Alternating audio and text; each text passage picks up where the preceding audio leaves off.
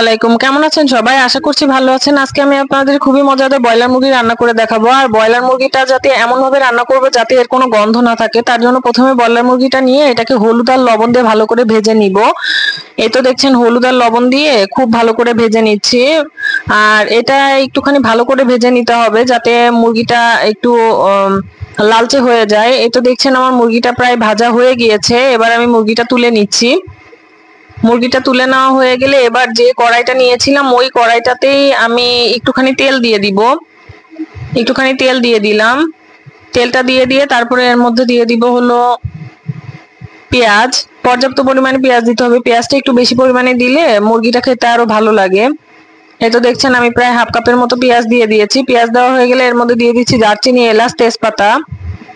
দারচিনি, এলাচ, তেজপাতা দিয়ে আবার ওইটাকে একটু নেড়েচেড়ে ভেজে নিচ্ছি। একটুখানি ভেজে নেওয়া হয়ে গেলে তারপরে এর মধ্যে দিয়ে দিব অন্যান্য মশলাগুলো। এবার আমার এটা ভাজা হয়ে গিয়েছে। এবার এর মধ্যে দিয়ে দিচ্ছি টমেটো। টমেটোটা অবশ্যই দেওয়ার চেষ্টা করবেন। টমেটো দিলে তরকারির টেস্টটাও বেড়ে যায় আর ব্রয়লার মুরগির যে গন্ধ সেটাও থাকে না। এর মধ্যে দিয়ে দিচ্ছি আদা, রসুন, জিরা, ধনিয়া আমি একসাথে বেটে রেখেছিলাম, সেই আদা, রসুন, জিরা, ধনিয়া বাটাটা দিয়ে দিলাম। আর ব্রয়লার মুরগিতে জিরা ধনিয়া বাটাও দিতে হবে, জিরা ধনিয়া গুঁড়াও দিতে হবে, তাহলে গন্ধটা থাকে না। আর এখানে দিয়ে দিচ্ছি লবণ, হলুদ, মরিচ। লবণ, হলুদ, মরিচ পরিমাণ মতো দিয়ে দিলাম। আপনারা যে যেরকম লবণ ঝাল খান সেই অনুযায়ী দিয়ে দিবেন। আর এখানে দিয়ে দিচ্ছি একটুখানি পানি। পানি দিয়ে তারপরে এটাকে খুব ভালো করে কষিয়ে নিতে হবে। মশলাটা কষানো যত ভালো হবে রান্নাটাও তত টেস্টি হবে। এই তো দেখছেন আমি মশলাটাকে খুব ভালো করে কষিয়ে নিচ্ছি। মশলাটাকে প্রায় 10-15 মিনিট ধরে ভালো করে কষিয়ে নিলাম। কষিয়ে নেওয়া হয়ে গেলে আমি দিয়ে দিচ্ছি এখানে আলু। এখানে আমি আলু নিয়েছি ছোট ছোট করে কেটে, সাথে পেঁপে আর মিষ্টি কুমড়া। দেখছেন এই পেঁপে আর মিষ্টি কুমড়া আমার বাচ্চার জন্য, ওকে আমি প্রতিদিনই চেষ্টা করি একটু সবজি খাওয়ানোর।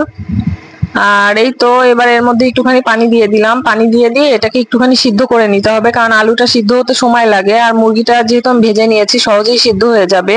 এই জন্য আলুটাকে আগে থেকে খুব ভালো করে সিদ্ধ করে নিচ্ছি। এই তো দেখছেন 5 মিনিট পরে আমি ঢাকনাটা তুলে একটুখানি নেড়ে চেড়ে দিব। নেড়ে চেড়ে দিয়ে তারপরে আবারও ঢাকনাটা দিয়ে দিব এটা সিদ্ধ হওয়ার জন্য। এই তো আমার নেড়েচেড়ে নেওয়া শেষ। এবার এটাকে আবারও আমি ঢাকা দিয়ে দিচ্ছি। ঢাকা দিয়ে দিয়ে রান্না করব যতক্ষণ না আলু সিদ্ধ হচ্ছে ততক্ষণ পর্যন্ত। এই তো আমার আলুটা সিদ্ধ হয়ে গিয়েছে। এবার এইটা একটুখানি নেড়েচেড়ে নিয়ে এর মধ্যে দিয়ে দিব মুরগির মাংসটা। মুরগির মাংসটা পুরোটাই দিয়ে দিলাম। দিয়ে এবার মুরগির মাংসটার সাথে আলুটাকে খুব ভালোভাবে মিশিয়ে নিব। একটু দেখছেন একটু নাড়াচাড়া করে মিশিয়ে নিচ্ছি। নাড়াচাড়া করে একটুখানি মিশিয়ে নিয়ে তারপরে এর মধ্যে দিয়ে দিব আমি ফুটন্ত গরম পানি। কারণ যখন রান্না করা হয় তখন যদি ঠান্ডা পানি ইউজ করা হয় তাহলে রান্নাটা মোটেও টেস্টি হয় না। এই জন্য আমি একদম গরম পানি দিয়ে দিয়েছি। আর গরম পানিটা দিয়ে এটাকে আরো কিছুক্ষণ রান্না করতে হবে। আমি যেহেতু একটুখানি ঝোল রাখবো এই জন্য খুব বেশিক্ষণ রান্না করব না। আর এই তো দেখছেন আমি ঢাকনাটা তুলে দিয়ে একটুখানি নেড়ে চেড়ে দিলাম। নেড়ে চেড়ে দিয়ে আবারও আমি এটাকে রান্না করব প্রায় 10-15 মিনিটের মতো।